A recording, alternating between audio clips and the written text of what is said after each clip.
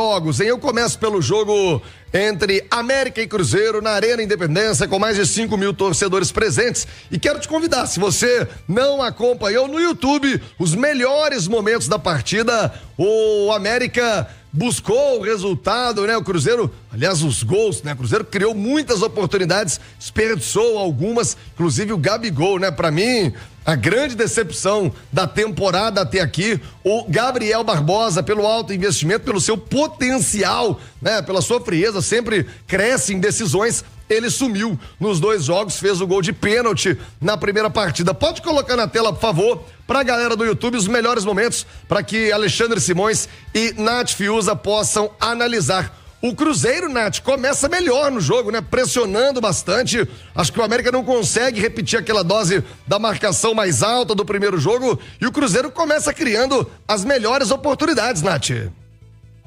Exatamente, Thiago. Acho que não dá pra dizer que o Cruzeiro não tenha tentado, que o Cruzeiro não tenha criado. Acho que não foi esse necessariamente o problema do Cruzeiro. O problema do Cruzeiro foi não ter aproveitado as oportunidades. É claro, existe o mérito do América também, né? O Matheus Mendes aparecendo mais uma vez protagonista, fazendo intervenções, defesas importantes. É importante também salientar isso, mas não foi um Cruzeiro eficiente. Quando você fala de uma disputa eliminatória, né? De um mata-mata, você tem que tentar ser o máximo eficiente possível. Cada chance criada vale ouro. E o Cruzeiro não conseguiu entender isso na partida. E aí foi empilhando oportunidades ainda no primeiro tempo. O Cruzeiro poderia ter feito seus gols, poderia ter construído ali que fosse um 2-0. Não consegue fazer. E ainda no segundo tempo, o Cruzeiro vai para cima, continua criando oportunidades, mas era muito clara a sensação de que não era um América abatido ou perdido no jogo. Era um América tentando aproveitar o primeiro espaço que tivesse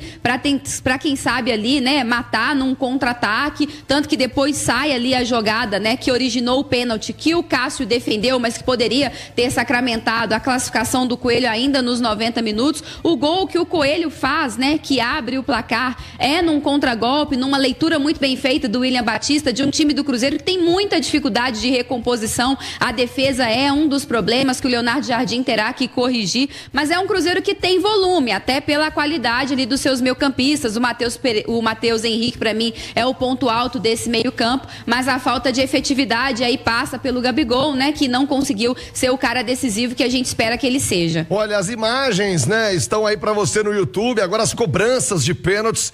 E eu tô vendo, Simões, uma cobrança, olha o pênalti do William, e aí pra mim é muito mais mérito do Matheus do que propriamente o William ter perdido, uma grande defesa do Matheus Mendes, diferente do pênalti do Marlon, né, que é muito mal batido, vai muito pra fora o Marlon. E a torcida do Cruzeiro, Simões, meio que tá, olha o pênalti do Marlon, caraca, né, bateu muito mal. O pênalti do Marlon, as atuações, o Marlon é reserva hoje no Cruzeiro. E parece que ele e o William, além do Matheus Pereira por tudo que já vinha fazendo, viraram aí os grandes vilões, pelo menos daquelas figuras dentro de campo, né? Porque a cobrança é muito forte nesse momento pra cima do Alexandre Matos, o homem forte do futebol do Cruzeiro. Mas tem explicação, ô Simões? O William foi o melhor lateral direito do Brasil no ano passado e agora tá vivendo todo esse pesadelo aí de cobrança da torcida do Cruzeiro. E o Marlon também, Simões.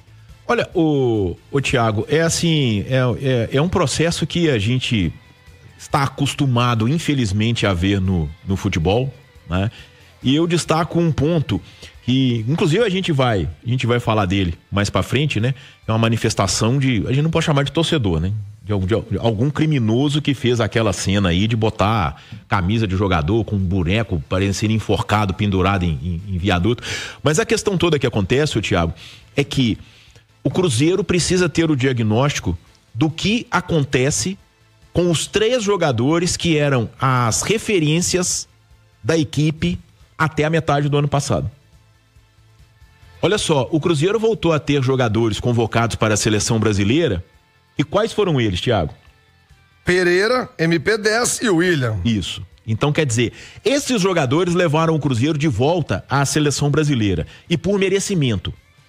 Menos de um ano depois, eles estão sendo apontados como responsáveis dentro de campo, né? E eu acho que isso aí é até uma injustiça, por esse momento vexatório que o Cruzeiro passou no último sábado no Independência. Porque não existe vexame nenhum o Cruzeiro ser eliminado pelo América num Campeonato Mineiro.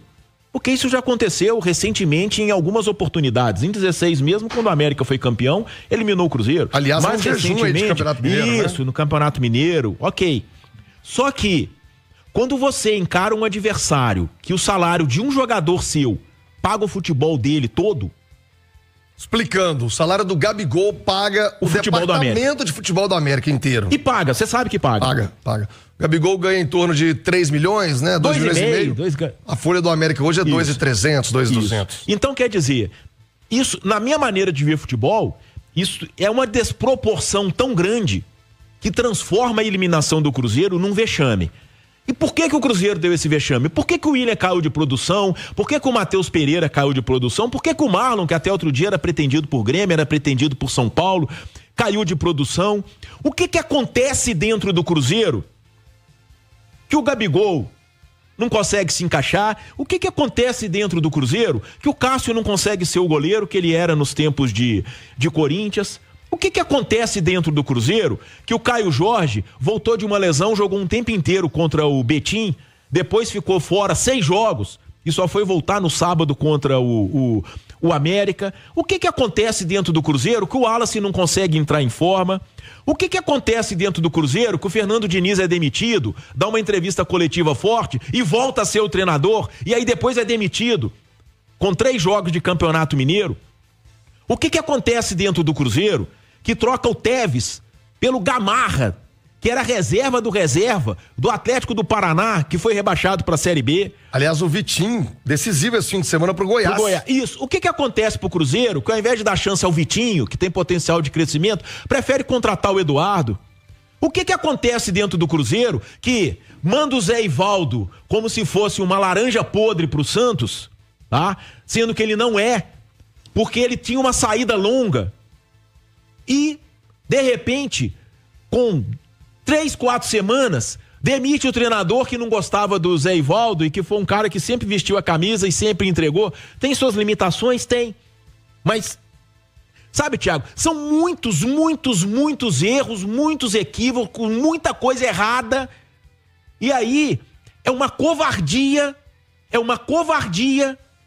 colocar todo esse processo nas costas de William, de Marlon e de Matheus Pereira. Precisam entregar mais, podem jogar mais porque já jogaram, mas eu acho uma covardia, uma falta de humanidade, simplesmente colocar em jogadores ou terceirizar a responsabilidade pela catástrofe que é a condução do futebol do Cruzeiro desde o ano passado, Thiago.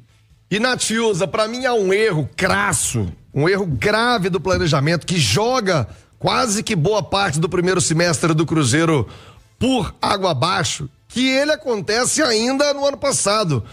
Naquela última semana, Cruzeiro enfrentando o Criciúma, todo mundo, não foi a Itatiaia só não, todo mundo já sabia que o Fernando Diniz, pelo desejo do Pedro Lourenço, estava demitido, faria ali o seu último jogo e sabe-se lá por que cargas d'água, uma entrevista do Diniz mais forte, uma palavra mais firme, uma reunião no dia seguinte e, milagrosamente, o Diniz permanece.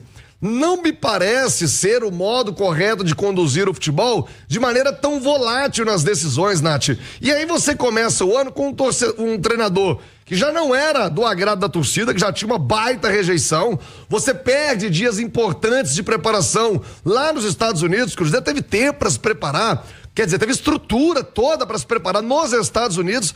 E aí, com 3 jogos, você tem que mudar a rota, mudar a direção por um diagnóstico, repito, muito mal feito lá em dezembro. E dali, Nath, já era um sintoma do que viria pela frente, não, Nath Fiuza? Ah, com certeza, Thiago. O desastre, né, digamos assim, a tragédia, ela começa lá em dezembro e eu me sinto muito à vontade de dizer isso porque estou batendo nessa tecla desde o final da última temporada de que o Diniz não deveria ter permanecido. E aí não é implicância e nem é querer colocar a culpa agora no Diniz porque de todos os culpados, de todos os atores, né, dessa peça chamada eliminação do Cruzeiro no campeonato estadual, para mim, os treinadores são os mais isentos. Eu acho que o que aconteceu em 2025, Diniz, Wesley Carvalho e Leonardo Jardim são os que menos têm culpa. Para não dizer que eles estão praticamente isentos, porque o Diniz participou de 3 jogos, o Wesley Carvalho foi um tampão e o Jardim chegou sem ter muito o que fazer.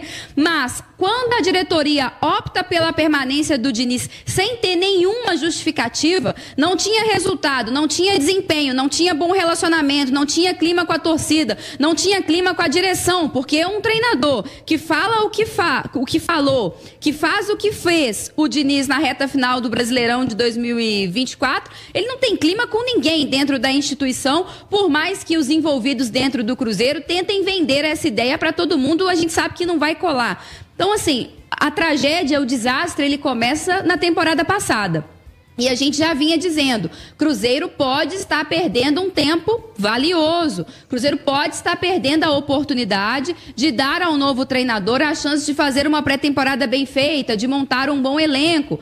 A gente sempre, né, tentava de alguma forma pontuar. Vamos dar um voto de confiança ao Diniz, mas tem aquele porém. O que começa errado tende a terminar errado e está terminando errado. E aí começa lá de cima, você pontuou bem. Uma direção que não consegue ter o pulso firme nas suas decisões, que não consegue ter a convicção, que tudo é muito volátil, que tudo muda muito da noite para o dia, de um dia para o outro, dentro do campo, isso acaba se refletindo. E aí os jogadores, eles têm a sua parcela de responsabilidade, porque são eles que vestem a camisa, calçam as chuteiras, entram dentro do gramado, né? Estão ali no campo de jogo, mas o trabalho deles também é impactado pelo que acontece nos bastidores. Um jogador que começa uma semana com um treinador, na semana seguinte é outro, daí 15 dias é outro treinador, não tem como o trabalho desses caras não ser impactado pelo que está acontecendo nessa falta de comando, né, de quem organiza todo esse clube. Então, há muita coisa a ser revista no Cruzeiro,